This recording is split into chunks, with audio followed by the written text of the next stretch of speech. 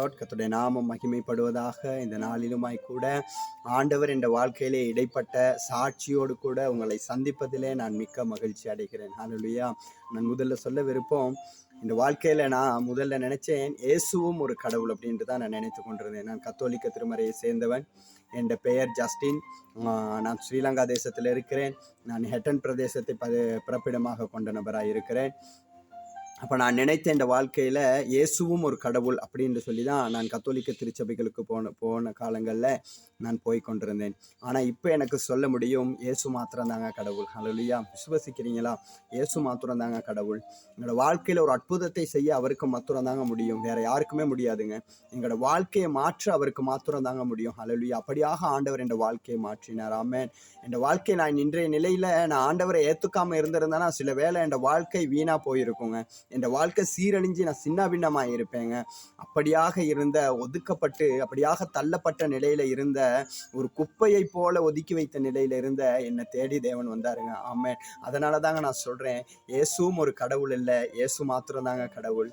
மறுபடியும் நான் உங்களுக்கு சொல்ல விருப்பம், இயேசுவும் ஒரு கடவுள் இல்லை, இயேசு மாத்திரம் தாங்க கடவுள். ஹல்லேலூயா. ஏன் இப்படி சொல்றேன்னு சொன்னா, நான் பரம்பரையாகவே கத்தோலிக்க திருச்சபையை சேர்ந்த ஒரு நபர். அப்போ கத்தோலிக்க திருச்சபையில் நான் ஊழியம் செய்த நாட்கள். அப்போ நான் கத்தோலிக்க திருச்சபைக்காக நான் அநேக நாட்கள் ஓடி ஓடி ஊழியம் செய்திருக்கிறேன். அப்போ நிறைய வழிபாடுகள், நிறைய ஜெபங்களுக்காக வீடு வீடுகளுக்கு சென்று என்னை குறித்து நன்றாக சொன்னால் பேய் விரட்டுற வேலைகள், அப்படியான குருசு ஒன்று கையில் வச்சுருப்பேன். எந்த நேரமும் பைபிள் ஒன்று இருக்கும் கையில், ஒரு பெட்டி ஒன்று போட்டு அந்த பெட்டிக்குள்ளே ஒரு குருசு வச்சுருப்பேங்க. அதை வச்சுக்கிட்டு தாங்க எல்லாத்துக்கும் பேய் விரட்ட போவேன். ஜெபிக்கிறதுக்கு எல்லா வீட்டுக்கும் போவேங்க.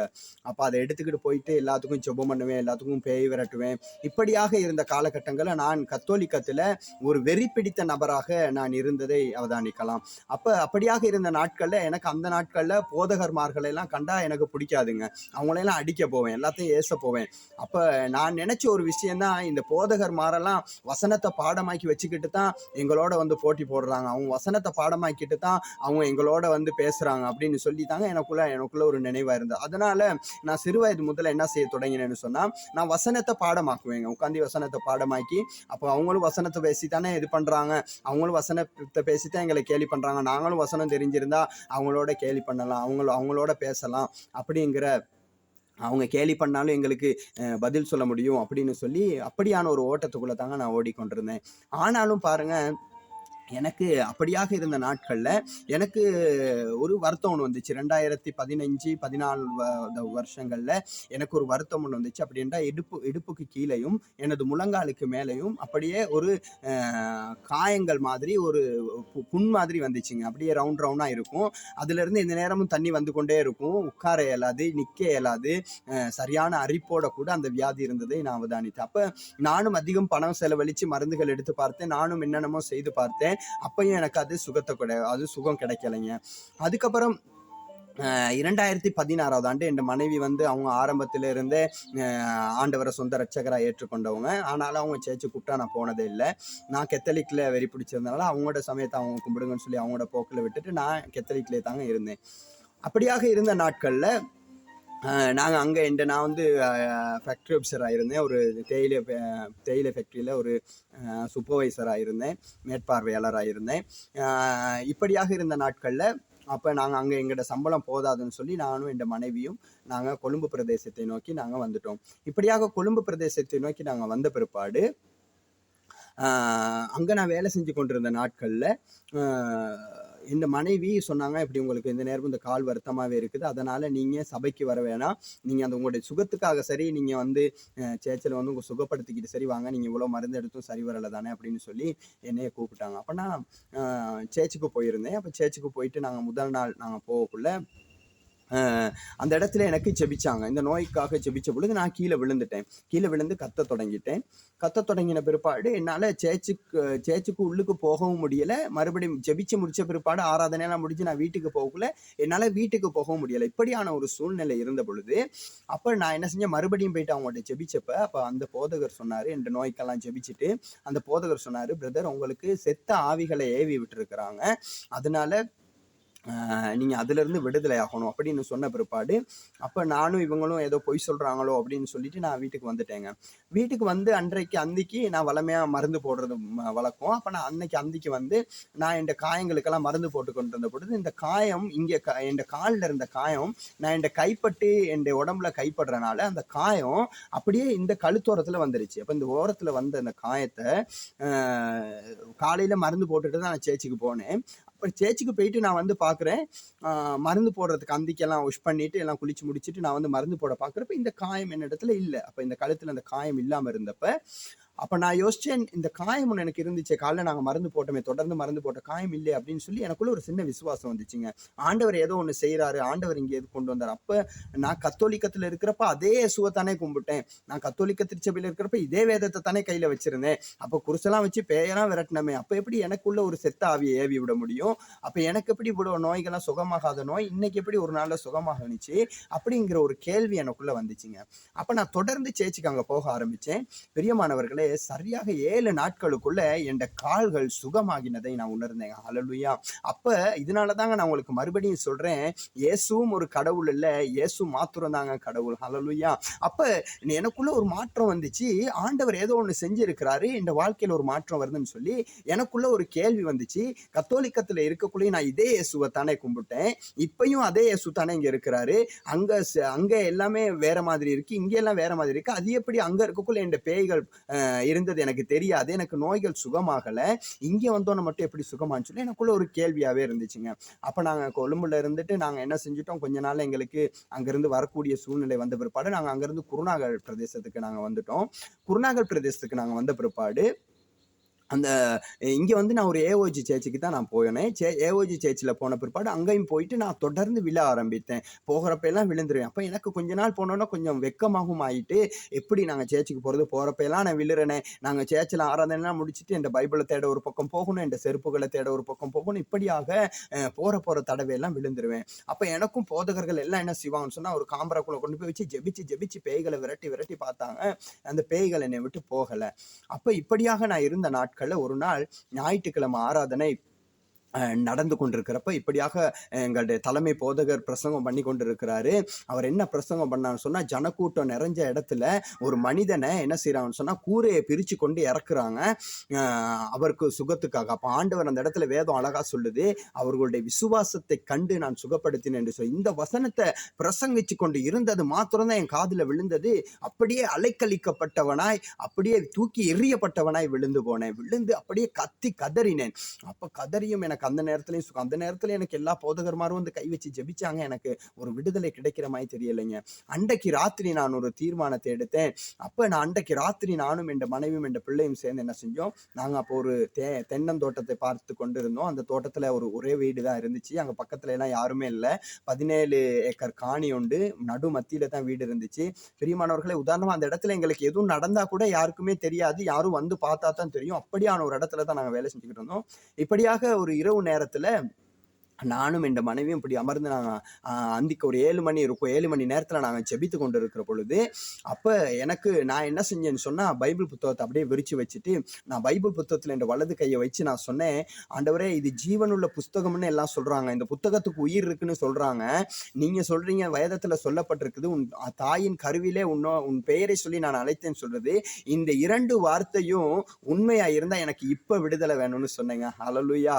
இங்கே தாங்க ஆண்டவர் அற்புதம் செஞ்சார். இந்த இடத்துல தாங்க ஆண்டவர் எனக்கு விடுதலையை கொடுத்தாரு. ஹல்லேலூயா. எனக்கு ஏன் இந்த வசனத்தை சொல்ல முடியலன்னு சொன்னா, எனக்கு ஆண்டவர் நான் உண்மையுள்ள தேவன் என்பதனை நிரூபித்த ஒரு நொடியாக நான் அதை உணர்ந்தேன். ஹல்லேலூயா. எப்படி உணர்ந்தேன்னு சொன்னா, நான் ஆண்டவர்கிட்ட கேட்டது ஒரே கேள்விதான். ஆண்டவர்கிட்ட சொன்னேன், ஆண்டவரே இது உயிருள்ள புஸ்தகம்னு சொல்றாங்களே, ஆண்டவரே நீங்க என் அம்மா விட்டு வயிற்றுல என் பேரை சொல்லி கூப்பிட்டீங்கன்னு சொன்னீங்களே, இது 2 உண்மையா இருந்தா எனக்கு இப்ப விடுதலை வேணும்னு கேட்ட அந்த நொடி அப்படியே நான் கீழே விழுந்துட்டேங்க. ஹல்லேலூயா. விழுந்த உடனே ஆண்டவர் அவருடைய அபிஷேகத்தை கொடுத்து அந்நிய பாஷை பேசினவனா நான் மறுபடியும் எழுப்பப்பட்டேன். ஹல்லேலூயா. ஆமாங்க, இந்த இடத்துல ஆண்டவர் எனக்கு நிரூபித்தாரு, இது உயிர் உள்ள புத்தகம் என்றும் என் தாயின் கருவிலே கர்த்தர் என்னை பெயர் சொல்லி அழைத்தார் என்றும் தேவன் எனக்கு உறுதிப்படுத்தினாருங்க. ஆமென். இதனால தாங்க நாங்க மறுபடியும் சொல்றேன், இயேசுவும் ஒரு கடவுள் இல்லைங்க, இயேசு மாத்திரம் தாங்க கடவுள், இயேசு மாத்திரம் தாங்க கடவுள். அப்ப இப்படியாக இப்படி எனக்கு அற்புதம் நடந்த பிற்பாடு ஒரு நாள் நான் என்ன செஞ்சேன், எனக்குள்ள ஒரு கேள்வி வந்தது. நான் கத்தோலிக்கத்தில் இருக்கிற பொழுதும் அதே இயேசுவைத்தானே கும்பிட்டேன், இப்பயும் அதே இயேசுவைத்தானே கும்பிடுறேன்.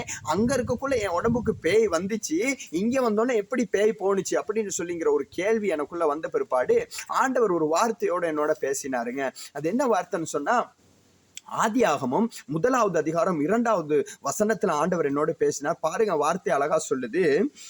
பூமியானது ஒழுங்குமையும் வெறுமையுமாய் இருந்தது, ஆழத்தின் மேல் இருள் இருந்தது, தேவ ஆவியானவர் ஜலத்தின் மேல் அசைவாடி கொண்டிருந்தார். ஹல்லேலூயா. இந்த வார்த்தையோட ஆண்டவர் இடைப்பட்டு ஆண்டவர் அநேக காரியங்களை இந்த இடத்துக்கு எனக்கு வெளிப்படுத்தினாரு.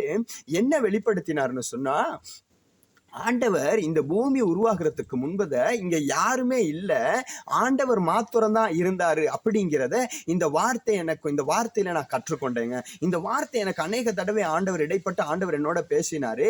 இந்த பூமியில யாருமே இல்லை, நான் மாத்திரம் தான் இருந்தேன் அப்படின்னு சொல்லி பேசின பிற்பாடு அப்ப நான் சிந்திக்கக்கூடியவனா இருந்தான். நான் ஆவிக்குள்ள இருந்து சிந்தித்து பார்த்தேன். அப்ப இந்த இடத்துல ஆண்டவர் மாத்திரம் தான் இருப்ப, மற்றவங்க எல்லாம் எங்க இருந்து வந்தாங்க, இவங்க எல்லாம் எப்படி உருவாகினாங்க அப்படிங்கிறது குறித்து நான் வேதத்தை வாசிக்க தொடங்கினேங்க. பிரியமானவர்களே, இந்த இடத்துல ஆண்டவர் மாத்திரம் தாங்க இருந்தாரு, மற்றவங்க எல்லாம் படைக்கப்பட்டவருங்க. அப்ப நான் என் வாழ்க்கையில தீர்மானித்தேன், நான் ஆராதிக்க வேண்டியது படைப்பையா அல்லது படைத்தவரையா என்ற ஒரு தீர்மானத்துக்குள்ள நான் வந்தேங்க. ஹல்லேலூயா.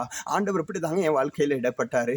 அப்ப நான் ஆண்டவர் அந்த நேரத்துல தாங்க நான் ஆண்டவரை ஏற்றுக்கொண்டேன். இந்த இடத்துல ஆண்டவர் மாத்திரம் தான் இருந்திருக்கிறாரு. அப்ப ஆண்டவருக்கு சரியான வேதம் அழகா சொல்லுதுங்க, அவருக்கு சரியான ரூபம் இருந்ததில்ல, அவர்களை கண்டவர் யாருமே இல்லை அப்படின்னு சொல்லி வேதம் சொல்லுதுங்க. இந்த இடத்துல நான் உணர்ந்தேன், ஆண்டவர் மாத்திரம் தான் இந்த இடத்துல இருந்திருக்கிறாரு, வேற யாருமே இல்லை, மற்றவங்க எல்லாம் படைப்புகளா இருக்கிறது, நாங்க படைப்புகளை அல்ல படைத்தவரை மாத்திரமே ஆராதிக்க வேணும். ஹல்லேலூயா. பிரியமானவர்களே, இந்த வீடியோவை பார்த்து கொண்டிருக்கிற அநேகருடைய வாழ்க்கையிலே கர்த்தர் இடைப்படுகிறார் என்பதை நான் விசுவசிக்கிறேன். அநேகருடைய வாழ்க்கையில ஒரு மாற்றத்தை கொடுக்கிறார் என்பதனை விசுவசிக்கிறேன். மறுபடியும் நான் உங்களுக்கு சொல்றேங்க, இயேசுவும் ஒரு கடவுள் இல்லைங்க, இயேசு மாத்திரம் தாங்க கடவுள். இந்த இடத்துல ஆண்டவர் என்னோடு வார்த்தையோடு அநேக தடவை இடைப்பட்டார். அந்த நேரத்தில் எனக்கு ஒரு விடுதலை கிடைத்தது. ஹல்லேலூயா. அப்ப நான் மறுபடி வேதத்தை குறித்து அநேகமாய் நான் வாசிக்க தொடங்கினேன், வேதத்தை நான் படிக்க தொடங்கினேன். வேதத்தை படிக்கிறதுனா அநேக வெளிப்பாடுகளை கர்த்தர் எனக்கு கொடுத்து, கர்த்தர் யார் என்பதனை கர்த்தர் எனக்கு வெளிப்படுத்தினார். உதாரணம் நாங்க சொல்லணும் சொன்னா, இஸ்ரேல் மக்கள் கடந்து போகிற பொழுது 40 வருஷம் அவங்க வேலையே செய்யலைங்க, அவங்களுக்கு சாப்பிட கொடுத்தாரு, அவங்களுக்கு இருக்க இடம் கொடுத்தாரு. வேதம் அழகா சொல்லுதுங்க, அவங்களோட செருப்பு தேயவும் இல்லை, அவங்களோட உடைகள் கூட அழுக்காக இல்லை அப்படின்னு சொல்லுதுங்க. இந்த நேரத்துல நான் யோசித்தேன், நான் ஆராதிக்கிற தேவன் உண்மையுள்ளவராய் இருக்கிறார். ஹல்லேலூயா. அப்ப இப்படியாக இந்த பசாசு கட்டலாம் என்னிட்ட இருந்து போன பிற்பாடு நான் உண்மையினுமே ஆண்டவராக இயேசு கிறிஸ்துவை சொந்த இரட்சகராய் ஏற்றுக்கொண்டேங்க. ஹல்லேலூயா. இப்படியாக ஏற்றுக்கொண்டு கொஞ்ச நாள் போகிற பொழுது ஆண்டவர் எனக்கு அநேக தடவைகள் ஆண்டவர் என்னை குறித்து ஒரு திட்டத்தை வைத்திருக்கிறார் என்பதை நான் உணர்ந்து கொண்டேன். ஆண்டவர் என்னை கொண்டு ஏதோ ஒன்று செய்ய விரும்புகிறார், ஆண்டவர் என்னை குறித்து ஏதோ ஒரு திட்டத்தை வச்சிருக்கிறனால தான் ஆண்டவர் இந்த இடத்துக்கு என்னை கொண்டு வந்தார். அப்ப நான் ஆண்டவர்கிட்ட நான் ஜெபிச்சேன், ஆண்டவரே, என்னை விட திறமையானவங்க எத்தனையோ பேர் இருக்கிறாங்க, என்னை விட அழகானவங்க எத்தனையோ பேர் இருக்கிறாங்க, என்னை விட நல்லா படிச்சவங்க எத்தனையோ பேர் இருக்கிறாங்க, நான் ஒரு குப்பையை போல இருக்கிற என்னையே ஆண்டவரை தேடி வந்தீங்கன்னு சொன்ன பொழுது ஆண்டவர் எனக்கு அநேக காரியங்களை கற்றுக் கொடுத்தவராய் இருந்தார். ஹல்லேலூயா. இப்படியாக இந்த வாழ்க்கையிலே அநேக சாட்சிகள் இந்த வாழ்க்கையிலே கர்த்தர் கொடுத்து என்னை ஆசீர்வதித்தார். ஆமென். அப்ப இந்த குருநாகல் பிரதேசத்துக்கு நாங்க வந்த பிற்பாடு அதுக்கப்புறம் நான் ரட்சிக்கப்பட்டு நான் ஆண்டவராகிய இயேசு கிறிஸ்து சொந்த இரட்சகராக ஏற்றுக்கொண்டு நான் ஞானஸ்தானமும் பெற்றுக்கொண்டேன். அதற்கு பிற்பாடு நாங்க இந்த குருநாகல் பிரதேசத்துக்கு வருகிற பொழுதுங்க, பிரியமானவர்களை, நீங்க பாப்பீங்களா இருந்தா ஒரு கார்ட்போர்ட் பெட்டியோடையும் ஒரு டிராவலிங் பேக் மட்டும் தாங்க நாங்க எடுத்துட்டு வந்தோம். எங்களுக்கு தண்ணி குடிக்க ஒரு ஜொக்கு இல்லை, எங்களுக்கு சாப்பிட ஒரு பிளேட் இல்லை, எங்களுக்கு படுத்து தூங்குறதுக்கு ஒரு பாய் கூட இருந்ததில்லை, ஒரு துணியை விரிச்சு தாங்க நாங்க படுத்துக்குவோம். எங்களோட வீட்டுக்கு யாரும் வந்தா கூட, போதகர்மார்கள் வந்தா கூட உட்கார்ந்து எங்களோட பேசிட்டு போறதுக்கு ஒரு நாற்காலி கூட எங்களோட வீட்டுல இல்லைங்க. இப்படியான சூழ்நிலையில தாங்க அந்த குருநாகல்ல நாங்க இருந்தோம். இப்படியாக இருந்த நிலையில எனக்கு ஒரு போதகர் என்னோட நான் ரட்சிக்கப்பட்ட நாட்கள் எனக்கு அதிகமாக சுவிசேஷத்தை சொல்லி இன்றைய நாளும் என்னோடு கூட இருந்து எனக்கு ஆண்டவர்னா யார் என்று சொல்லி கொடுத்த ஒரு போதகர் இருந்தார். அவர் ஒரு நாள் என் வீட்டுக்கு வரணும்னு ஒரே கரைச்சல், அவங்களோட வீட்டுக்கு கட்டாயம் வரணும்னு சொல்லி. அப்போ எனக்கு கூட்டிக்கிட்டு போகிறதுக்கு பிரியம் இல்லை. ஏன்னு சொன்னால் நம்ம வீட்டில் தான் உட்கார ஒரு நாற்காலி இல்லையே, அவங்க வந்தாலும் அவங்களுக்கு டீ கொடுக்கறதுக்கு ஒரு கப்பு கூட எங்களோட வீட்டில் இல்லையே அப்படிங்கிற ஒரு பாரம் எனக்குள்ளே இருந்துச்சுங்க. அப்போ அந்த போதகர் இல்லை நான் உன் வீட்டுக்கு கட்டாயம் வரணும்னு சொல்லி கட்டாயமாக என் வீட்டுக்கு வந்தாருங்க. அவர் வீடை வந்து பார்த்தோன்னே அவருக்கு சரியான மனஸ்தாபப்பட்டாரு. இவங்க இப்படி ஒரு சூழ்நிலையில் இருக்கிறாங்களே அப்படின்னு சொல்லி. அப்போ என்கிட்ட எதுவுமே இல்லை அப்படிங்கிறத அவர் அறிஞ்சு கொண்டு அவர் அந்த இடத்துல இருந்து ஜெபிச்சுட்டு தீர்க்க தரிசனம் சொல்லிட்டு போனாருங்க. நீ இந்த இடத்துல இருந்து போகக்குள்ள பெரிதான ஒரு ஆசீர்வாதத்தோட தான் அந்த இடத்த விட்டு நீ போவ அப்படின்னு சொல்லி எனக்கு தீர்க்க தரிசனம் சொல்லி வீட்டுக்குள்ள இருந்து அவங்களுக்கு அன்னைக்கு அவங்களுக்கு ஒரு பிளேண்டி கொடுக்கறதுக்கு கூட எங்க வீட்டுல ஒரு கப்பு இருந்தில்ல, அவங்களுக்கு நாங்க எதுவுமே கொடுக்கல. ஆனா ஜெபிச்சுட்டு அவர் போயிட்டாரு. ஆனாலும் பிரியமானவர்களே, அந்த இடத்துல இருந்து நாங்க போக்குல அவர் எப்படி தீர்க்க தரிசனம் சொல்லிட்டு போனாரோ அதை போல கர்த்தர் எங்களை ஆசீர்வதித்தார். ஹல்லேலூயா. அப்ப இப்படியாக நான் அங்க வேலை செய்து கொண்டிருந்த நாள்ல ஒரு நாள் என்ன, நான் வந்து மேசன் வேலை செய்கிறேன். அப்போ பாஸ் வேலை தான் செய்கிறேன். அப்போ இப்படியாக நான் ஒரு இடத்துல வீடு கட்டுமான வேலை செய்து கொண்டிருக்கிற பொழுது அன்றைக்கு ஒரு 6 மணி நேரம் இருக்கும். அப்போ நாங்கள் மெஷினில் வேலை செஞ்சு கொண்டிருக்கிற பொழுது என் கை வெட்டுப்பட்டுட்டுங்க. என் மனைவி சொன்னாங்க தேத்தனி குடிக்க வீட்டுக்கு வாங்க அப்படின்னு சொல்லிட்டு போயிட்டாங்க. நாங்கள் நின்று வேலை செய்து கொண்டு நானும் என் நண்பரும் தான் அந்த இடத்துல இருந்தோம். அப்போ என் கை இப்படியே வெட்டுப்பட்டு, இந்த கை இங்கனைக்கும் இந்த கை அப்படியே மெஷினால் என் கிரைண்டர் மெஷினால் வெட்டிக்கிட்டு போயிட்டு, வெட்டின பிற்பாடு நான் ஏனியில் தான் நின்று கொண்டிருந்தேன். ஏனிலேருந்து இறங்கினோன்னே நான் விசுவசிச்சேன். நான் அந்நிய பாஷையில ஜெபிச்சுக்கிட்டே தான் ஏனியை விட்டு இறங்கினேன். இறங்கினோன்னே நான் ஆண்டவர்கிட்ட சொன்னேன், ஆண்டவரே எனக்கு இப்போ நீங்கள் ஒன்றுமே செய்ய வேணாம் ஆண்டவரே, நான் ஹாஸ்பிட்டலில் போகிறதருதி எனக்கு இந்த இடத்துல ரத்தம் வராமல் நீங்கள் பாதுகாத்துக்கொள்ளுங்க அப்படின்னு சொல்லி ஜெபிச்சுட்டு நான் வீட்டில் ஏறி போயிட்டேங்க. பிரியமானவர்களை, நான் இன்னைக்கு சொல்கிறேன், இயேசு மாத்திரம் தாங்க கடவுள். ஹல்லேலூயா. மறுபடியும் சொல்கிறேன், இயேசு மாத்திரம் தாங்க கடவுள். நான் ஹாஸ்பிட்டல் போகிறதருதி நான் போன வாகனத்துலேயும் சரி ஒரு சொட்டு ரத்தம் கூட சிந்துபடலைங்க. ஹல்லேலூயா. அப்படியாக தேவன் என்னை ஆசீர்வதித்தார். ஹல்லேலூயா. அப்போ நாங்கள் ஹாஸ்பிட்டல் போயிட்டோம். ஹாஸ்பிட்டல் போனோம். அடுத்த நாள் எனக்கு சொல்லிட்டாங்க, உங்களுக்கு ஆப்ரேஷன் பண்ணணும் அப்படின்னு சொல்லிட்டாங்க. உங்களுடைய நரம்புகள்லாம் வெட்டுப்பட்டு உங்களோட கையை செயல்படுத்த முடியாம இருக்குது அப்படின்னு சொல்லி சொன்ன பிற்பாடு என் விரல்கள்லாம் அசைக்க முடியாம இருந்துச்சு. அப்ப நான் சொன்னேன், சரி பரவாயில்லை அப்படின்னு சொல்லி அப்ப நான் ஆப்ரேஷனுக்கு ஒத்துக்கொண்டேன். அப்ப அடுத்த நாள் ஆப்ரேஷனுக்கு கொண்டு போயிட்டு என்ன செஞ்சாங்கன்னு சொன்னா, என்னை ஒரு அறைக்குள்ள வச்சிருந்து எனக்கு இன்ஜெக்ஷன் போட்டாங்க. இன்ஜெக்ஷன் போட்டா நல்லா நான் நித்திரையாயிருந்தேன். அப்ப நித்திரையா இருக்கிற நேரத்துல என்னைய ஆப்ரேஷன் வார்டுக்குள்ள கொண்டு போகிற பொழுது நான் விழித்து கொண்டேன். அப்ப எனக்கு முழிப்பு வந்துருச்சு. அப்போ உள்ளுக்கு கொண்டு போனோன்னே எனக்கு அவங்க ஆப்ரேஷன் பண்றதுக்கு எல்லாம் தயாராகி என் கையை இப்படி தூக்கினோன்னே எனக்கு கையில யாருமே கை வைக்கல. அப்படி ஒரு வருத்தம். அப்ப நான் சத்தம் போட்டு அழுத தொடங்கிட்டேன். அழுதுட்டு சொன்னேன், என் உடம்புல யாரும் கை வைக்காதீங்க, எனக்கு வருத்தம் அப்படின்னு சொல்லி கத்த தொடங்கினோன்னே, அப்போ கத்த தொடங்கிட்டு நான் அந்த இடத்துல ஒரு சிறிய ஜெபம் ஒன்று செஞ்சேங்க ஆண்டவர்கிட்ட. ஆண்டவரே, ஆதாமுக்கு நீங்கள் ஆப்ரேஷன் பண்ணக்குள்ள எப்படி 3 தடவை நித்திரை மயக்கமாக இருந்தான்னு வேதம் சொல்லுதோ, ஆண்டவரே எனக்கு இந்த சத்திர சிகிச்சை முடிய மட்டுமா எனக்கு நித்திரையை தருவீங்கன்னு சொல்லி நான் ஜெபிச்சேன். ஆனால் அந்த ஆப்ரேஷன் முடியும் மட்டுமா கர்த்தர் எனக்கு ஆழ்ந்த நித்திரையை கொடுத்து என்னை வெளியில் கொண்டு வந்து வச்சு என் உடம்புல ஒரு ஃபைல் வச்சுருந்தாங்க. அப்போ தான் நான் முழிச்சு பார்த்தேன். அதாங்க சொல்கிறேன், இயேசு மாத்திரம் தாங்க கடவுள். எங்கள் கூடவே இருக்கிற ஒரு தேவன்னா அவர் இயேசு மாத்திரம் தாங்க. அப்போ எங்களுக்காக பலியாகிறாரு பாத்துங்க, அவர் தாங்க இயேசு. நாங்கள் கொடுக்கறது இல்லைங்க, எங்களுக்கு கொடுக்குறாரு பாருங்க. எங்கள்கிட்ட இருந்து எதையுமே எதிர்பார்க்கலைங்க, எங்களுக்கு எல்லாத்தையும் கொடுத்து எங்களை ஜீவனோடு இந்த நாளில் வச்சிருக்கிறாரு பார்த்தீங்களா, அவர் தாங்க இயேசு. அப்போ இப்படியாக அந்த சத்திர சிகிச்சை முடிஞ்ச பிற்பாடு எனக்கு ஒரு நாள் ஒன்று கொடுத்தாங்க. இன்னொரு 16 நாளில் நீங்கள் கொண்டு வந்து மறுபடியும் இந்த காயத்தை காட்டணும் அப்படின்னு சொல்லி இன்னும் பிற்பாடு அன்றையிலிருந்து முழங்காலிருந்து நான் ஜெபித்தேன். ஆண்டவரை, இந்த கட்டு இந்த கையில் போட்டிருக்கிற கட்டு அவிழ்க்கிற பொழுது ஆண்டவரை வெறும் தசை மாத்திரம் தான் தெரியணும், எனக்கு எந்த புண்ணுமே இருக்கக்கூடாது அப்படின்னு சொல்லி நான் 16 நாளும் நான் முழங்கால இருந்து ஜெபித்தேங்க. 16வது நாள் நானும் என் மனைவியும் வைத்தியசாலைக்கு போயிருந்தோம். போன பிற்பாடு என் கட்டுக்கெல்லாம் அவிழ்த்தாங்க. அவிழ்த்து கொண்டு இருக்கிற பொழுதே என்னால் தாங்க முடியலை. அப்படி ஒரு ஏன்னு சொன்னால், ஆண்டவர் இந்த அளவு என் மேலே அன்பு வச்சிருக்கிறாரா அப்படிங்கிறத நான் உணர்ந்தேங்க. என் கட்டுகளை அவிழ்த்து பார்த்தாங்க, ஒரு காயம் கூட இல்லைங்க, எல்லாம் காஞ்சி ஒரு தோல் மாதிரி தாங்க என் உடம்பு இருந்துச்சு. ஹல்லேலூயா. என் விரல்களும் அசைக்கலாமேலாம் போகல, நல்லா விரலாம் அசைச்சு நல்லா இருந்தேங்க. ஆண்டவர் நல்ல அந்த அளவு எனக்கு சுகத்தை கொடுத்தார். ஹல்லேலூயா. அப்போ அந்த கட்டுகள்லாம் அவிழ்த்த பிற்பாடு என் டாக்டர் என்ன செஞ்சாரு, நீங்கள் போயிட்டு இன்னும் ஒரு 3 நாளுக்கு பிற்பாடு நீங்கள் மறுபடி கொண்டு வந்து உங்களோட கையை காட்டுங்க, உங்களோட கையை பார்க்கணும்னு சொல்லி 3 நாளும் நான் ஆண்டவர் பாதத்தில் அமர்ந்திருந்தேன். 3 நாளும் ஜெபித்த ஆண்டவர். எனக்கு கிளினிக் புத்தகம் ஒன்று போட்டு தந்துருந்தாங்க. புத்தகமெல்லாம் இருக்குது. அந்த புத்தகத்தில் சொல்லியிருந்தாங்க, மாதம் நீங்கள் கிளினிக் வரணும், 3வது நாள் நீங்கள் வந்து சொல்லி நான் ஆண்டவர்கிட்ட ஜெபித்த ஆண்டவரை, இந்த 3வது நாளில் நான் போகிற பொழுது இனி நான் ஹாஸ்பிட்டல் பக்கமே போகக்கூடாது, நீங்கள் அற்புதத்தை செய்யணும் அப்படின்னு சொல்லி நான் ஜெபித்தேன். 3வது நாள் நாங்கள் ஹாஸ்பிட்டலுக்கு போயிருந்தோம்.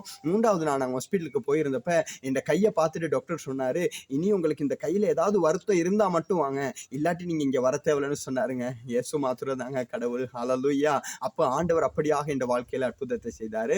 அப்ப இப்படியாக எங்கட நாங்கள் இங்கே இருந்த காலங்களில் எங்களுக்கு வாகனம் அப்படியெல்லாம் ஒன்றுமே இருந்தில்லை. எனக்கு சாதாரணமாக ஒரு பைசிக்கல் கூட எனக்கு ஓட்ட தெரியாது.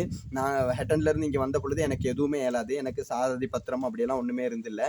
அப்போ நான் இங்கே வந்த பிற்பாடு இங்கே எங்களோட ஆலயத்துக்கு வர சகோதரி ஒருத்தவங்க இருந்தாங்க. அவங்கக்கிட்ட ஒரு பைசிக்கலை வாங்கி அந்த பைசிக்கலில் நான் கொஞ்சம் கொஞ்சமாக பழகி அவங்கள்ட்ட பைசிக்கலில் தாங்க ஓடிக்கிட்டு இருந்தேன்.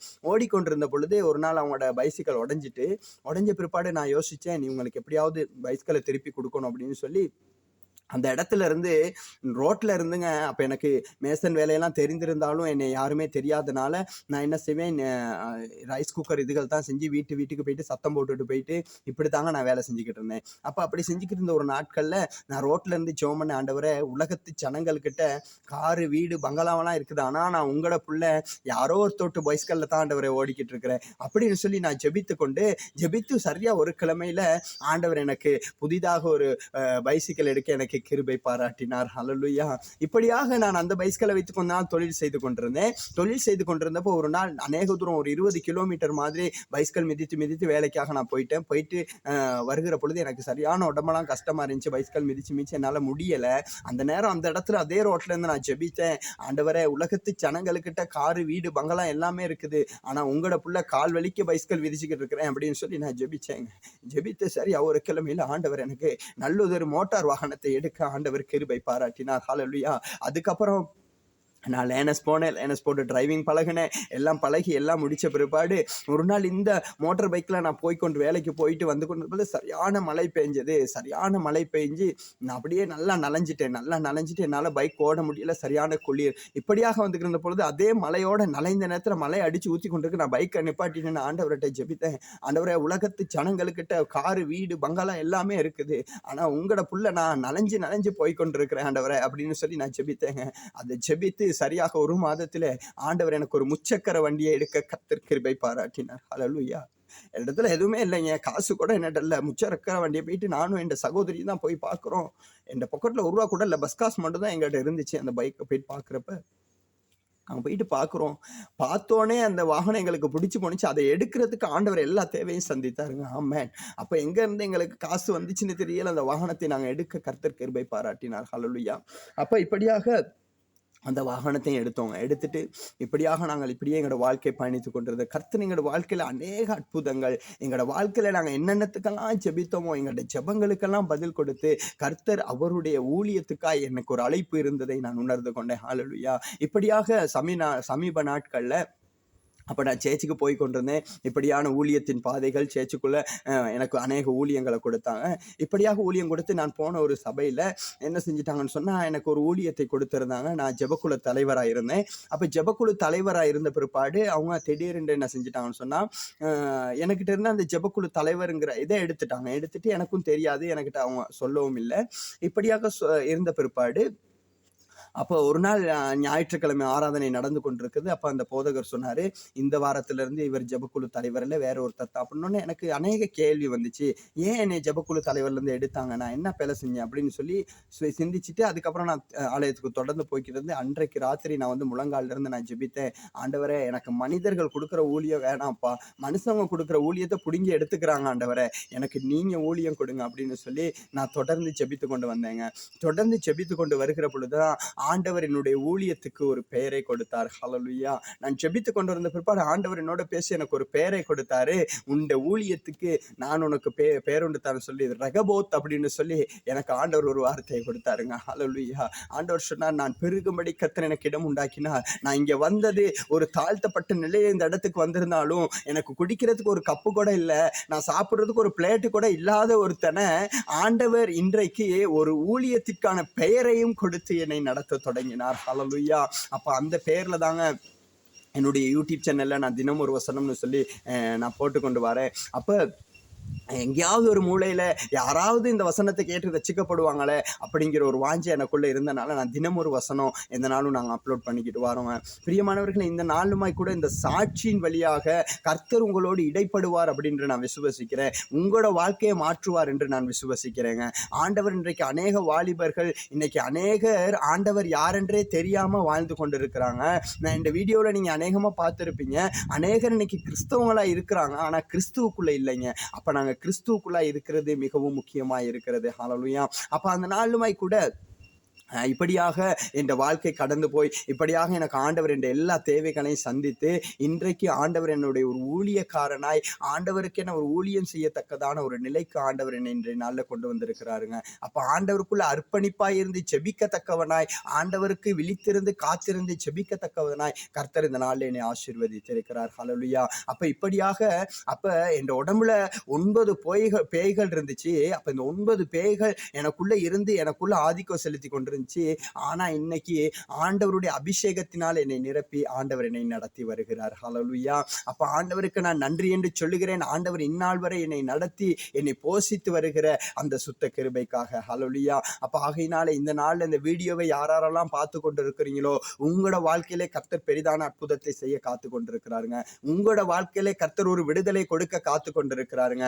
ஆண்டவருக்கு நீங்க தேவைப்பட்டவங்களா இருக்கிறீங்க.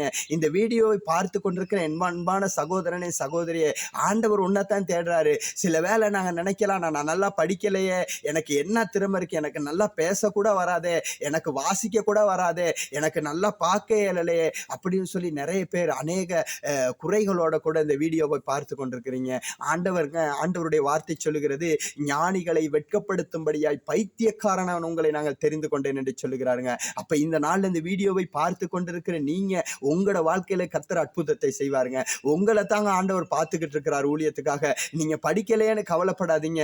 ஆண்டவருடைய வார்த்தை சொல்கிறது, ஒருவன் நான் ஞானத்தில் குறைவுள்ளவனாய் இருந்தா அதை சம்பூர்ணமாய் கொடுக்கத்தக்க தேவனிடத்திலே கேட்க கடவான் என்று சொல்லுகிறதுங்க. ஞானம் எங்களுக்கு தேவனிடத்திலிருந்து வரணுங்க. மனிதர்களுடைய ஞானம் இல்லைங்க எங்களுக்கு தேவை, தேவன் எங்களுக்கு கொடுக்கணுங்க ஞானம். அந்த ஞானத்துக்குள்ள தாங்க பயணிக்கணும். என் வாழ்க்கையில எல்லாத்தையுமே இழந்த நிலை. இப்படியாக ஒரு நாள் நான் பயணித்துக் கொண்டிருக்கிற பொழுது என்னுடைய வாகனம் ஒரு நாள் உடைஞ்சு போச்சு. என் வாகனம் உடைஞ்சு போன பிற்பாடு நான் பணத்துக்காக மிகவும் அலமோதி கொண்டிருந்தேன். அப்போ என் உறவுகள் எல்லாத்துக்கிட்டையும் நான் கேட்டேங்க. எங்கிட்ட சகோதரங்கிட்ட கேட்டேன், எங்களோட உறவுகள் இருந்தாங்க, வெளிநாட்டில் இருந்தவங்ககிட்ட கேட்டேன். அப்போ யாருமே எனக்கு அந்த காசை கொடுக்கல. எனக்கு ஒரு 20,000 ரூபா காசு தேவைப்பட்டுச்சு. அப்போ இந்த காசை யாருமே எனக்கு கொடுக்கல. நான் எல்லா இடத்துலையும் கேட்டேன். எல்லா இடத்துலையும் கேட்டு ஒரு இடத்துல வந்து உட்காந்து நான் யோசித்து கொண்டிருப்பேன். என் மனைவி வந்து என்கிட்ட சொன்னாங்க, எல்லாத்துட்டையும் காசு கேட்டீங்களான்னு கேட்டாங்க. யாராவது கொடுத்தாங்களா அப்படின்னு கேட்டாங்க. நான் சொன்னேன், யாருமே எனக்கு கொடுக்கல அப்படின்னு சொன்னேன். அப்போ என் மனைவி சொன்னாங்க, எல்லாத்துட்டையும் கேட்டீங்க, ஒருத்தர் இருக்கார் அவர்கிட்ட கேட்டீங்களான்னு கேட்டாங்க. நான் கேட்டேன், சொல்லி, நீங்க ஆண்டவருடைய பாதத்தில் உட்கார்ந்து ஆண்டவர்கிட்ட கேட்டீங்களா? நீங்க ஆண்டவருடைய பாதத்துல கேட்டீங்களா? ஆண்டவர்கிட்ட கேட்டீங்களா எனக்கு ஆண்டவரே காசு வேணும்னு கேட்டீங்களான்னு சொன்னோன்னே எனக்கு அந்த வார்த்தை அப்படியாக எனக்கு ஒரு காயத்தை கொண்டு வந்தது. இந்த வார்த்தை எனக்கு ஒரு பாரத்தை கொண்டு வந்தது. அப்ப நான் யோசிச்சேன், உண்மையிலுமே நான் ஆண்டவர்கிட்ட கேட்கல தானே. எல்லாத்துட்டையும் கேட்டேன், சொந்தக்காரவங்ககிட்ட கேட்டேன், என் சகோதரங்கிட்ட கேட்டேன், எல்லாத்துட்டையும் கேட்டேன். ஆனா யாருமே கொடுக்கல. நான் ஆண்டவர்கிட்ட கேட்கலன்னு சொல்லி அந்த நேரமே நான் போய் முழங்கால்ல இருந்து ஆண்டவர்கிட்ட நான் மன்னிப்பு கேட்டு சொன்னேன், ஆண்டவரே எனக்கு இப்படியாக ஒரு பண தேவை இருக்குது ஆண்டவரே, இந்த தேவையை நீங்க சந்திங்கன்னு சொல்லி நான் ஜெபித்தேங்க.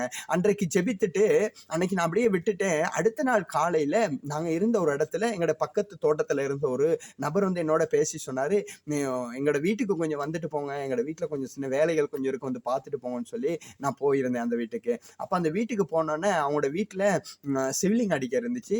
அப்ப அதை எனக்கு அளந்துட்டு எவ்வளோன்னு சொல்ல சொன்னாங்க, உங்களோட கூலி எவ்வளோன்னு சொல்ல சொன்னாங்க, எங்களுக்கு சாமான் எவ்வளோன்னு சொன்னா. அப்ப நான் போய் அதெல்லாம் அளந்து பார்த்துட்டு வந்தேங்க. அந்த இடத்துல எனக்கு 25,000 ரூபாய் கிடைச்சிச்சுங்க. ஹல்லேலூயா. ஆண்டவர் இடத்துல எல்லாரிடத்துலயும் ஒரு கிழமையா சல்லி தேடினேன், எங்கேயுமே எனக்கு கிடைக்கல. ஆனா கர்த்தருடைய சமூகத்துல அமர்ந்து ஆண்டவர்கிட்ட கேட்டோன்னே அடுத்த நாள்லே கடன் இல்லாம ஒரு வேலை நான் அந்த சகோதரங்கிட்ட எல்லாம் வாங்கியிருந்தேன்னா ஒரு வேலை நான் அதை திருப்பி கொடுத்துருக்கணுங்க. அது கடனா தாங்க இருந்திருக்கும். ஆனா ஆண்டவர் பாத்தீங்களா, ஆண்டவருடைய வார்த்தை சொல்லுகிறது, நீயோ கடன் கொடுப்பாய், நீ கடன் வாங்குவதில்லை என்று சொல்லுகிறதுங்க. ஹல்லேலூயா. நான் விசுவசிக்கிறீங்க, இயேசு மாத்திரம் தாங்க கடவுள். நான் விசுவசிக்கிறேங்க. ஆண்டவர் அந்த நேரத்துல கடன் இல்லாம ஆண்டவர் அந்த இடத்துல அந்த தேவையை சந்தித்தார். ஹல்லேலூயா. அப்ப இப்படியாக நான் நடந்து கொண்டிருந்த பொழுது, இப்படியாக நான் வேதத்திலே வாசிக்கிற பொழுது எனக்கு வேதத்திலே மிகவும் பிடித்த ஒரு வசனங்க, வேதத்திலே ரொம்பவும் நான் விரும்பி வாசிக்கிற ஒரு வசனம் என்னன்னு பார்த்தீங்கன்னு சொன்னா, மல்கியா 3வது அதிகாரம் 10வது வசனம் எனக்கு ரொம்பவே பிடிச்ச வசனங்க.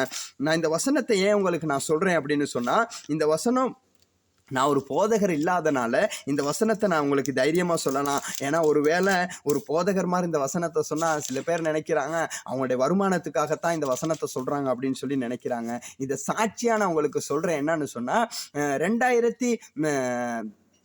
நான் 2022 வருஷம் 2022 வருஷம் எனக்கு கர்த்தருக்கென கொடுக்க முடியாத ஒரு சூழ்நிலை இருந்துச்சு. அப்போ கொடுக்க முடியலையே, என்னால் கொடுக்க முடியலையே அப்படிங்கிற ஒரு பாரம் எனக்குள்ளே இருந்தோன்னே, அப்போ என்னுடைய என்ன உங்களுக்கு முதல்ல சொன்னது போல் எனக்கு ஒரு போதகர் ஒருத்தர் இருந்தார், என்னை உருவாக்கினவர். அவருக்கு நான் தொலைபேசியில் அழைச்சி நான் அவர்கிட்ட விஷயமெல்லாம் சொன்னேன். பாஸ்டர், எனக்கு இப்படி ஆண்டவருக்கு நான் கொடுக்கவே முடியலை பாஸ்டர், எனக்கு இப்படியெல்லாம் பிரச்சனைகள் இருக்குது அப்படின்னு சொல்லி எல்லா கதையும் அவர்கிட்ட சொன்ன பிற்பாடு அவர் எனக்கு ஒரு சொன்னாரு, இந்த மாதம் நீ ஒண்ணுமே செய்ய வேணாம், அவருடைய சேர்ச்சுக்கு நான் போறதே இல்லைங்க, அவருடைய சபைக்கு நான் போகல, நான் வேற ஒரு சபைக்கு போறேன். அப்ப அவர் எனக்கு ஒரு உபதேசம் கொடுத்தாரு, இந்த மாதம் உண்டு சம்பளத்தை எடுத்து முதல்ல நீ அதுக்கு தேவனுக்கு என்ன முதல்ல ஒதுக்கி பாரு, அதுக்கப்புறம் ஆண்டவர் உன்னை நடத்துவார் அப்படின்னு சொல்லி அவர் எனக்கு சொன்னாருங்க. அதுக்கப்புறம் நான் என்ன செஞ்சேன், 2023 வருஷம் டிசம்பர் மாதம் நான் என்ன செஞ்சேன், என் சம்பளத்திலிருந்து ஒரு என் சம்பளத்திலிருந்து அதற்கான தசம்பா காணிக்கைகளை எடுத்து நான் ஒரு கவரில் போட்டு அன்னைக்கு நான் சேர்ச்சில் கொடுத்துட்டு வந்துட்டேங்க. அன்னைக்கு நான் காணிக்கையாக கொடுத்துட்டு நான் வீட்டுக்கு வந்துட்டேன். வந்த பிற்பாடு அதுக்கு அடுத்த நாள் திங்கட்கிழமை அப்போ நான் வேலை செய்கிற காரியாலயத்திலேருந்து என்னை பார்க்க வந்திருந்தாங்க எங்களை. அப்போ பார்க்க வந்த பிற்பாடு என்னோட கூப்பிட்டு கதைச்சிட்டு சொன்னாங்க, உங்களுக்கு இந்த மாதத்துலேருந்து புதுசாக ஒரு ஆர்டர் வேலை ஒன்று வந்திருக்குது, இந்த ஆர்டர் வேலையை செஞ்சால் எங்களோட உள்ளுக்கு வேலை செய்கிற எங்களோட கம்பெனியில் வேலை செய்கிற எல்லாத்துக்கும் சொன்னாங்க, ஒரு மெஷின் மேலதிகமாக நீங்கள் வேலை செஞ்சு கொடுத்தா ஒரு மெஷினுக்கு நாங்கள் 250 ரூபா வீதம் தருவோம் அப்படின்னு சொல்லி பேசிட்டு, அப்போ நான் அவங்க உள்ளுக்கு வேலை இல்லாதனால நான் இங்கே ஒரு கம்பெனியில் பாய்லர் ஆப்பரேட்டர் இருக்கிறேன், பாய்லர் அடுப்பொன்றில் தான் வேலை செஞ்சு கொண்டிருக்கிறேன். அப்போ என்கிட்ட சொன்னாங்க, உங்களுக்கு அந்த பணம் கிடைக்காது, ஏன்னா நீங்கள் வெளியில் தானே வேலை, ஆனால் உங்களுக்கு அவங்க நாங்கள் நூல் டைப் பண்ணுற ஒரு ஃபேக்ட்ரி, ஹேண்ட்லூம் ஃபேக்ட்ரி ஒன்று தான் வேலை செய்கிறேன். அப்போ இந்த இடத்துல இந்த நூல்களை டைப் பண்ணுறதை காய வச்சா அதுக்கு உங்களுக்கு ஓவர் டைம் தருவோம் அப்படின்னு சொல்லி சொன்னாங்க. அப்போ நான் இதற்கு மறுப்பு எதுவுமே தெரிவிக்கல, சரின்னு சொன்னேன். அப்போ எனக்கு அன்றைக்கு 4:30 மணிலேருந்து இரவு 10:30 மணி எழுதி வேலை செஞ்சு எனக்கு 6 மணித்தியாலம் கிடைக்கும். ஒரு மணித்தியாலத்துக்கு 100 ரூபா படி 600 ரூபா கிடைக்குங்க. ஹல்லேலூயா, ஆமென். பாருங்க, எல்லாத்துக்கும் 250 ரூபா தான் கிடைச்சிச்சு. நான் ஆண்டவருக்கு எப்போ கொடுத்தனோ அதுல இருந்து ஆண்டவர் என் கரத்தை ஆசீர்வதித்தார், என் வருமானத்தை சந்தித்தார். ஹல்லேலூயா. அப்போ எனக்கு ஒரு நாளைக்கு 600 ரூபா படி எனக்கு அதுல சம்பளத்தின் உயர்வு கிடைச்சிச்சுங்க. அதுக்கப்புறம் அடுத்த நாள் எனக்கு என் காரியத்திலிருந்து எனக்கு ஒரு கடிதம் ஒன்று அனுப்பியிருந்தாங்க, உங்களுக்கு இந்த மாதத்திலிருந்து உங்களுடைய சம்பளம் இவ்வளவாக உயரப்பட போகுது அப்படின்னு சொல்லி எனக்கு ஒரு கடிதம் அனுப்பியிருந்தாங்க. ஹல்லேலூயா. அப்போ அதனாலதான் இந்த வார்த்தையை எனக்கு ரொம்ப விருப்பப்பட்ட ஒரு வசனம், இந்த வார்த்தையை நான் வாசிக்க நான் விரும்புறேன்.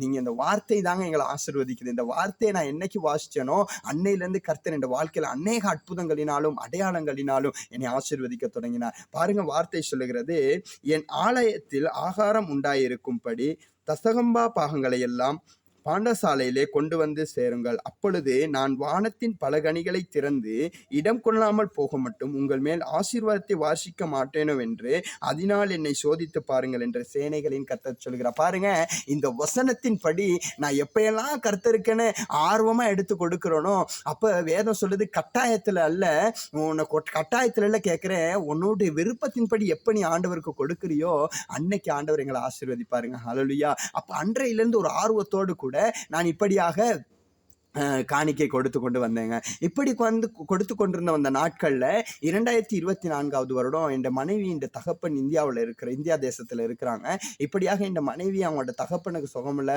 அவங்களோட அப்பாவுக்கு சுகமில்லைன்னு சொல்லி பார்க்க போகணும்னு சொன்ன நாட்களில் நாங்கள் அதற்காக செலவழித்து கொண்டிருந்த நாட்கள்லையும் அந்த 2-3 மாதங்களாக என்னால் மறுபடியும் தசம்பா கொடுக்க முடியாத ஒரு சூழ்நிலை ஏற்பட்டது. இப்படியாக இருந்த போன எனக்கு அது ரொம்ப மன வருத்தத்தை தெரிவிச்சிச்சு. இதுக்கப்புறம் நான் என்ன செஞ்சேன்னு சொன்னால், மறுபடியுமாக நான் கடந்து வந்த நாட்கள்ல ஆண்டவருக்கு என கொடுக்க தொடங்கினதுல இருந்து பிரியமானவர்களே, மாதத்துக்கு ஒரு தடவை கூட தசம்பா கொடுக்க முடியாம இருந்த என்னைய ஆண்டவர் இன்றைய நாளை கிழமைகள் தோறும் ஆண்டவருக்கு என கொடுக்கக்கூடியவனாக கர்த்தர் என்ற கரங்களை ஆசீர்வதித்திருக்கிறார், என்ற தொழிலை ஆசீர்வதித்திருக்கிறார், நான் கையிட்டு செய்கிற எல்லா வேலையும் ஆசீர்வதித்தாருங்க. இப்படியாக இந்த 2024 வருடம் இப்படியாக நான் கொடுத்தது போல மறுபடியுமாய் என்னுடைய நிறுவனத்தின் மூலமா எனக்கு ஒரு கடிதம் ஒன்று அனுப்பியிருந்தாங்க. உங்களுக்கு இந்த மாதத்திலிருந்து சம்பள உயர்வு கொடுக்கப்படுகிறது, உங்களுக்கு இந்த மாதத்திலிருந்து நாங்கள் இவ்வளவு சம்பளம் உயர்த்தணும்னு சொல்லி நான் ஆண்டவருக்கு காணிக்கை கொடுக்க முடியாமல் போன நாட்கள் ஆண்டவருக்கு நான் ஒரு பொருத்தனையை பண்ணினேன். ஆண்டவரை, கடந்த நாட்கள் உங்களுக்கு கொடுக்க இல்லாமல் போனனால என்னுடைய சம்பளம் இவ்வளவுதான் இருக்குது, இதிலிருந்து இவ்வளவு நான் மேலதிகமாக உங்களுக்கு மாதம் அது எந்த சூழ்நிலையாக இருந்தாலும் நான் உங்களுக்கு காணிக்கை கொடுப்பேன் அப்படின்னு சொல்லி நான் பொருத்தனை பண்ணிட்டு ஆண்டவருக்கு காணிக்கை கொடுத்து கொண்டிருந்தேங்க. இப்படியாக கொடுத்து கொண்டிருந்த நாட்கள்ல எனக்கு ஒரு கடிதம் வந்தது. அந்த கடிதத்தில் பார்த்தீங்கன்னு சொன்னால், நான் ஆண்டவருக்கு பொருத்தனை பண்ணினேன் இல்லைங்களா, ஆண்டவருக்கு இவ்வளோ ஆண்டவரே நான் உங்களுக்கு கொடுக்க முடியாதனால, ஆண்டவரே நான் உங்களுக்கு இது மேலதிகமாக நான் இவ்வளோ தரேன்னு சொல்லி, அதற்கும் மேலான ஒரு தொகையை ஆண்டவரின் சம்பதத்திலே உயர கர்த்தர் கிருபை பாராட்டினார். ஹல்லேலூயா. ஆண்டவர் யாருக்கும் கடன் இல்லைங்க. இயேசு மாத்திரம் தாங்க கடவுள். அவர் யாருக்குமே கடன் இல்லைங்க. நான் எவ்வளோ பொருத்தனை பண்ணி அவருக்கு கொடுத்தனோ அதை விட அதிகமான ஒரு சம்பள உயர்வை கர்த்தர் இந்த மாதத்துல எனக்கு கொடுத்திருக்கிறாருங்க. ஹல்லேலூயா. அப்ப ஆகையினாலே நாங்க கர்த்தர் வேதம் இந்த இடத்துல சொல்லுகிறது, நீ எனக்கு கொடுத்து என்னை சோதித்தறிந்து பார் என்று சொல்லி நாங்க கர்த்தருக்கு கொடுக்கிற பொழுது கர்த்தர் எங்களை ஆசீர்வதிக்கிறார். ஹல்லேலூயா. இந்த நாளுமாய் கூட இந்த வீடியோவை பார்த்து கொண்டிருக்கிற அநேகர் இப்படியான ஒரு துக்கத்தோட என்னால கர்த்தருக்கு என்ன கொடுக்க முடியலையே அப்படி என்று சொல்லி ஒரு ஏக்கத்தோட இருக்கிறீங்களா? இல்லாட்டி என்ற தொழில எனக்கு ஒரு ஆசீர்வாதம் இல்லையே, நான் கையிட்டு செய்கிற வேலையில எனக்கு ஆசீர்வாதம் இல்லையேன்னு நீங்க பார்த்து கொண்டு இருக்கிறீங்களா? பெரியமானவர்களே, நீங்க எடுக்கிற வருமானத்துல உங்களுக்கு என்ன பிரச்சனை இருந்தாலும் பரவாயில்ல, முதல்ல கர்த்தருடைய ராஜ்யத்துக்கு என கொடுத்து பாருங்க. 10 தேவனுக்குரியதுங்க. அதை நீங்க கொடுத்து பாருங்க. இன்றைய நாள்ல நீங்க ஆசீர்வதிக்க போறீங்க. ஹல்லேலூயா. உங்களை கர்த்தர் ஆசீர்வதிக்க போறாருங்க. ஹல்லேலூயா. அப்ப ஆகையினாலே நாங்க கர்த்தருக்கு என கொடுக்கிறப்ப கர்த்தர் எங்களை ஆசீர்வதிப்பாருங்க. எங்களுக்கு எவ்வளவு பிரச்சனை இருந்தாலும் பரவாயில்ல, எங்களுக்கு எவ்வளவு தேவைகளும் இருந்தாலும் பரவாயில்ல, இந்த தேவைகளுக்கு மத்தியில நாங்க எங்களுடைய தேவைகளை சில வேளை நாங்க எடுக்கிற எங்களுடைய சம்பளத்துல எங்களுடைய குடும்ப தேவை கூட பத்தாம இருக்கலாம். சில பேர் இன்னைக்கு எனக்கு ஒரு ஆரம்ப காலங்கள் ஒரு சகோதரி எனக்கு சொன்னாங்க, எனக்கு மாதம் 10,000 ரூபா தான் சம்பளம், இதுல நான் காணிக்க 1000 ரூபா கொடுத்துட்டா 9,000 ரூபாயில என்னை சாப்பிட எனக்கு இயலாது, என் பிள்ளைகண்ட செலவெல்லாம் போக எனக்கு 4,000 ரூபா தான் மிச்சம் முடியும், இதுல எப்படி சாப்பிடுன்னு சொன்னோன்னே நான் சொன்னேன், நீங்க ஆண்டவருக்குள்ளதை கொடுங்க. 4,000 ரூபாயில ஒரு மாதம் முழுதும் உங்களை போஷிக்க தேவன் வல்லமை உள்ளவராய் இருக்கிறார். இஸ்ரேல் ஜனங்களுக்கு 40 வருஷம் ஆண்டவர் சாப்பிட கொடுக்குமா இருந்தா, பிரியமானவர்களே, ஆண்டவர் உங்களுக்கு ஒரு மாசம் ஒரு 4,000 ரூபாய் சம்பளத்தை சாப்பிட கிருபை செய்ய மாட்டாரா? விதவீண்ட வீட்டை போஷிக்க முடிந்த தேவனுக்கு உங்களை போஷிக்கிறது பெரிய காரியமே இல்லைங்க. ஹல்லேலூயா. அப்ப ஆகையினால ஆண்டவருக்கு என்ன கொடுக்க தொடங்கினேன். கர்த்தர் பெரிதான ஆசீர்வாதங்களோடு கூட என்னை நடத்தினாருங்க. ஹல்லேலூயா. இந்த நாளிலுமாய் கூட ஆண்டவர் நான் வந்த நிலைமையை விட இந்த நாளிலே கர்த்தர் எனக்கு என்னுடைய தேவைகள் எல்லாம் சந்தித்து இன்றைக்கு நான் உங்களுக்கு சாட்சியாக சொல்லுகிறேன், எனக்கு இன்னைக்கு அநேகருக்கு உணவு கொடுக்கும்படியாய் கர்த்தர் இந்த நாளில் என்னை ஆசீர்வதித்திருக்கிறார். ஹல்லேலூயா. இன்றைய நாள் அன்றைக்கு ஒரு கப் கூட இல்லைங்க ஒருத்தருக்கு தேத்தனி கொடுக்கறதுக்கு, வந்த எங்களோட வீட்டில் உட்கார்றதுக்கு ஒரு புட்டும் இல்லை, எப்படி வந்தா உட்காருவாங்க அப்படின்னு இருந்த என்னைய கர்த்தர் இன்றைக்கு யாராவது எங்களோட வீட்டுக்கு வந்து அவங்களை நிறுத்தி வைத்து அவங்களுக்கு தேவைகள் எல்லாம் சந்தித்து அவர்களை அனுப்பும்படியாக கர்த்தர் எங்களை ஆசீர்வதித்தார். கொரோனா நாட்களிலுமாய் கூட பிரியமானவர்களே, நாங்க எங்களுக்கே சாப்பிடாம இருந்தோம். அப்படி இருந்த நாட்களை பார்க்கிறோம். கொரோனா நாட்கள்ல அநேகருடைய வீடுகளுக்கு சென்று அவங்களுடைய தேவைகளை சந்தித்து பார்க்கும்படியாய் கர்த்தர் எங்களை ஆசீர்வதித்தாருங்க. ஹல்லேலூயா. இன்றைய நாளிலே குடும்பமாக ஊழியத்துக்குள்ளாய் கடந்து போக கர்த்தர் வழிகளை திறந்திருக்கிறார். ஹல்லேலூயா. அப்ப நான் இப்படியான ஊழிய பாதைகளை நான் கடந்து போகணும்னு நான் நினைச்சு கொண்டிருந்த பொழுது ஒரு நாள் என் வீட்டுக்கு ஒரு சகோதரி வந்தாங்க. அந்த சகோதரி வந்து எங்களோட பிள்ளைகள் எல்லாம் உட்கார வச்சு அவங்க ஒரு வார்த்தை என்கிட்ட பேசினாங்க. அவங்க சொன்ன விஷயம் என்னன்னு சொன்னா, இப்படி ஒரு தேசத்துல வெளிநாட்டுல நான் பெயரையும் இந்த தேசத்தையும் சொல்ல நான் எனக்கு விருப்பம் இல்லை, அதனால நான் உங்களுக்கு சொல்லுகிறேன், இப்படி ஒரு தேசத்துல ஊழியத்துக்கு ஆக்கலே இல்லை, அந்த இடத்துல ஊழியத்துக்கு நீங்க போனீங்கன்னு சொன்னா இலங்கை ரூபாவின் படி அந்த இடத்துல ஒரு மாதத்து சம்பளம் இலங்கை ரூபான் படி 50 லட்சம் உங்களுக்கு சம்பளம் கிடைக்கும் அப்படின்னு சொல்லி, என் பிள்ளைகளை நீங்க ஊழியத்துக்காக நல்லா படிங்க, ஊழியத்துக்கு மட்டும் போங்க, அந்த தேசத்துக்கு நீங்க போகலாம், அங்க போனீங்கன்னா நீங்க சம்பாதிக்கலாம் அப்படின்னு சொல்லிட்டு அவங்க போயிட்டாங்க. எனக்கு அந்த நேரத்துல அது ஒரு மன உறுத்ததாவே இருந்தது. அவங்க போன பிற்பாடு என் பிள்ளைகள் 3 பேரை நான் அமர வைத்து நான் சொன்ன ஒரு விஷயம், சம்பாதிக்கணுங்கிறதுக்காக தயவு செய்து ஊழியத்தை நீங்க தெரிவு செய்யாதீங்கன்னு சொல்லி என் பிள்ளைகளை நான் கண்டித்தேனுங்க. ஹல்லேலூயா. ஏன்னுச்சுன்னா பிள்ளைகள் மத்தியில கர்த்தருக்கு ஊழியம் செய்யணுமே தவிர இந்த ஊழியத்தின் மூலம் எனக்கு ஒரு வருமானம் கிடைக்கணும்னு நாங்க ஒரு போக்க பிள்ளைகளுடைய இருதயத்துல வளர்க்க கூடாதுங்க. ஏன்னு சொன்னா நான் அநேகமா வேதத்துல தேடி படிக்கிற ஒரு விடயம் தான், நான் அநேகமா தேடி படிக்கிற ஒரு விடயம் தான் 12 அப்போஸ்தலர்களையும் இந்த மிஷனரிகளையும் குறித்து நான் அநேகமா வேதத்துல படிப்பேங்க. எங்களுக்காக இந்த ஊழியத்தை தேவனுக்காக இந்த ஊழியத்தை கொண்டு வருவதற்கு அநேகர் இன்னைக்கு இரத்த சாட்சிகளாய் மரிச்சு போயிட்டாங்க. ஆனா இன்னைக்கு அநேகர் இன்றைக்கு பணத்துக்காக ஊழியம் செய்கிறதை நாங்க அவதானிக்கலாம். ஹல்லேலூயா. ஆகினாலே இந்த வீடியோவை பார்த்து கொண்டிருக்கிற என் அன்பான சகோதரனே சகோதரியே, ஒருவேளை நீங்க ஊழியத்துக்கு தான் வரணும் அப்படின்னு நீங்க நினைப்பீங்களா இருந்தா, நான் கர்த்தருடைய ஊழியத்தை செய்யணும் அப்படின்னு நினைப்பீங்களா இருந்தா, உங்களுடைய இருதயத்துல சில வேளை இப்படியான ஒரு எண்ணம் இருந்துச்சுன்னா ஊழியத்துக்கு ஊழியத்துக்கு போனா சம்பாதிக்கணும், சம்பாதிக்கலாம் அப்படிங்கிற ஒண்ணு இருந்துச்சுன்னா பிரியமானவர்களே, அப்படி ஒரு எண்ணத்தோட கூட மட்டும் ஊழியத்துக்குள்ள வராதீங்க. ஏனென்று சொன்னா நீங்க கர்த்தருடைய ஊழியத்தை செய்வீங்களா இருந்தா ஆண்டவர் உங்களுடைய தேவைகளை சந்திக்க அவர் வல்லமை உள்ள தேவனா இருக்கிறார். உங்களுக்கு சாப்பாடு கொடுக்கணும்னு அப்பாவுக்கு தெரியுங்க, உங்களுக்கு உடுப்பு கொடுக்கணும்னு அப்பாவுக்கு தெரியுங்க. அதனால ஊழியத்துக்கு போனா எவ்வளவாவது சம்பாதிச்சிடலாம், ஊழியத்துக்கு போனா எவ்வளவாவது தேடிக்கலாங்கிற நோக்கத்துல தயவு செய்து ஊழியத்தை மட்டும் தெரிவு செய்யாதீங்க. எங்களுக்கு சம்பாதிக்கிறதுக்கு இன்னைக்கு அநேக வழிகள் இருக்குதுங்க, எத்தனையோ தொழில்கள் இருக்குதுங்க எங்களுக்கு சம்பாதிக்கிறதுக்கு. ஆனா நாங்க கர்த்தருடைய ராஜ்யத்துக்குள்ள வரணும், கர்த்தருக்கு என ஊழியம் செய்யும்படியாக. ஹல்லேலூயா. இப்படியாக கடந்து வந்த நாட்கள்ல என்னை ஒரு நாள் என்னை ஒரு கொழும்பு பிரதேசத்துல ஒரு சேர்ச்சுக்கு என்னை வர சொல்லி நான் போயிருந்த பிற்பாடு அந்த சேர்ச்சில் என்னை வர சொல்லி என்னை அபிஷேகம் பண்ணி நாங்கள் ஊழியத்துக்கு என்ன அபிஷேகம் பண்ண பிற்பாடு அந்த இடத்துல போதகர் ஒரு வந்திருந்தார், கிண்ணியாவில இருந்து ஒரு போதகர் வந்திருந்தார். அந்த போதகர் சொன்ன வார்த்தை எனது வாழ்க்கையிலே மிகவும் ஆழமாய் பதிந்தது. ஆமென். அப்ப என்ன ஒரு வார்த்தை சொன்னார்னு சொன்னா, இந்த உலகத்துல நாங்க மரிச்சு போன அநேக போதகர்களுடைய போஸ்டர்ஸ்களை பார்த்திருப்போம். அந்த போஸ்டர்ஸ்ல எல்லாம் போட்டிருக்கும், இவர் கர்த்தருக்காய் நல்லதொரு ஓட்டத்தை ஓடி முடித்தார்னு சொல்லி மனிதர்களை தீர்மானித்து அந்த இடத்துல அவர்களுக்கு ஒரு போஸ்டர் போட்டிருப்பாங்க. ஹல்லேலூயா. ஆனா அந்த போதகர் என்னை அபிஷேகம் பண்ண பிற்பாடு அவர் எனக்கு சொன்ன ஒரு வார்த்தை, மனிதர்கள் இல்ல பிரதர் உங்களை சொல்லணும், நீங்க ஊழியம் செஞ்ச பிற்பாடு பரலோக ராஜ்யத்துல கர்த்தர் உங்களுக்கு நேரா விரல வீட்டி சொல்லணும், நீ தேவனுக்கு எனக்காக நல்லதொரு ஊழியத்தை செய்தான், எனக்காக நல்லதொரு ஓட்டத்தை ஓடினான் என்று சொல்லி தேவன் செய்யும்படியான ஒரு ஊழியத்தை செய்ய வேண்டும் என்று சொல்லி அவர் அன்றைய நாள் பிரசங்கித்தார். அந்த வார்த்தை என் இருதயத்திலே ஆழமாய் பதிந்ததுங்க. இன்றைக்கு நான் சொல்லுகிறேன், நான் இந்த ஊழிய பாதைகள்ல மனிதர்கள் அல்லங்க என்னை பார்த்து சொல்லணும், என்னோட சுத்தி இருக்கிறவங்க அல்லங்க என்னை பார்த்து சொல்லணும், கர்த்தர் என்னை பார்த்து சொல்லணுங்க, எனக்காக நல்லதொரு ஓட்டத்தை ஓடினா, எனக்கு பிரியமான நல்லதொரு ஊழியக்காரன் என்று சொல்லி கர்த்தர் செய்யும்படியான ஊழியத்தை செய்ய இந்த நாளுமாய் நான் என்னை ஆயத்தப்படுத்தி கொண்டிருக்கிறேங்க. அதற்காக நான் தொடர்ந்து செபிக்கிறேன். இந்த வீடியோவை பார்க்கிற நீங்க சில வேளை ஒரு போதகர்களாக இருக்கலாம், சில வேளை ஒரு ஊழியக்காரர்களாக இருக்கலாம், அப்படின்னா சபையில் ஒரு உறுப்பினர்களாக இருக்கலாம். ஆகையினாலே எனக்காய் நீங்கள் செபித்துக் கொள்ளுங்க. கர்த்தர் நல்லதொரு ஊழியத்துக்குள்ளே என்னை நடத்தி செல்லணும். எனக்கு ஊழியத்தில் சம்பாதிக்கணும் ஆசையெல்லாம் அப்படியெல்லாம் இல்லைங்க. ஆண்டவருக்குள்ள நல்லதொரு ஓட்டத்தை ஓடணும், ஆண்டவருக்காக தன்னை அர்ப்பணித்து ஒரு ஊழியம் செய்யணும். அப்படியான ஊழியத்துக்குள்ளாய் போக என்னை நான் ஆயத்தப்படுத்தி கொண்டிருக்கிறேன். நான் விசுவசிக்கிறேன் ஆண்டவர் என்னை நடத்துவார் என்று சொல்லி.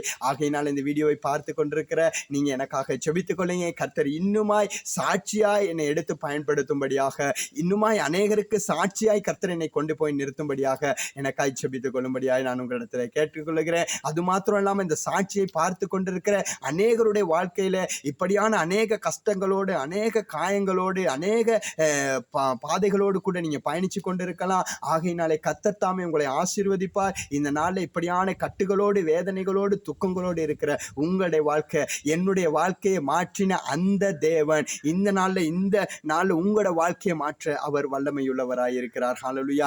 எனக்கு நிரூபிச்சாருங்க, நான் தேவன் என்று ஆண்டவர் எனக்கு நிரூபித்ததை போல இன்றைய நாள்ல கேள்விகளோடு இருக்கிற உங்களோட வாழ்க்கையிலும் ஆண்டவர் அவர் தேவன் என்று நிரூபிப்பாருங்க. ஹல்லேலூயா.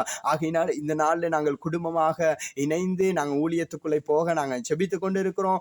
ஆண்டவர் தான் எங்களோடு கூட இருந்து எங்களை நடத்துகிறார் என்பதை விசுவசிக்கிறோம். அதே போல இந்த வீடியோவை பார்த்து கொண்டிருக்கிற உங்களோட வாழ்க்கையிலும் கர்த்தர் பெரிதான காரியத்தை செய்யும்படியாக நான் ஆண்டவரத்தில் உங்களுக்காக நான் செபிக்க போகிறேன். ஆகையினால் இந்த நாள்ல அப்படியாக இந்த சாட்சியை பார்த்து உங்களோட வாழ்க்கையில ஒரு மாற்றத்தோடு நீங்க வேணும்னு சொல்லி நீங்க விசுவசிப்பீங்களா இருந்தா இருக்கிற இடத்துல அப்படியே கண்களை மூடிக்கொள்ளுங்க. நான் உங்களுக்காக செபிக்கிறேன். என்னை அளவுக்கு அதிகமாய் நேசிக்கிற அன்பு தகப்பனே, இந்த நாளிலுமாய் கூட கர்த்தாவே இந்த சாட்சியோடு கூட ஆண்டவரே அப்பா இடைப்பட நீர் கொடுத்த கிருபைக்காய் நான் நன்றி என்று சொல்லுகிறேன். ஆண்டவரே கர்த்தாவே இந்த சாட்சியோடு கூட ஆண்டவரே இந்த வீடியோவை யாரெல்லாம் பார்த்து கொண்டிருக்கிறாங்களோ, யாரெல்லாம் இந்த வாழ்க்கையில நான் இப்படியான பயணத்துக்குள்ள பயணித்துக் கொண்டிருக்கிறேன் பிரதர்னு யாரெல்லாம் நினைக்கிறாங்களோ, கர்த்தாவே அவர்களுடைய வாழ்க்கையில எல்லாம் ஒரு அற்புதத்தை இந்த நேரத்திலே நீ செய்யும்படியாய் நான் செபிக்கிறேன்ப்பா.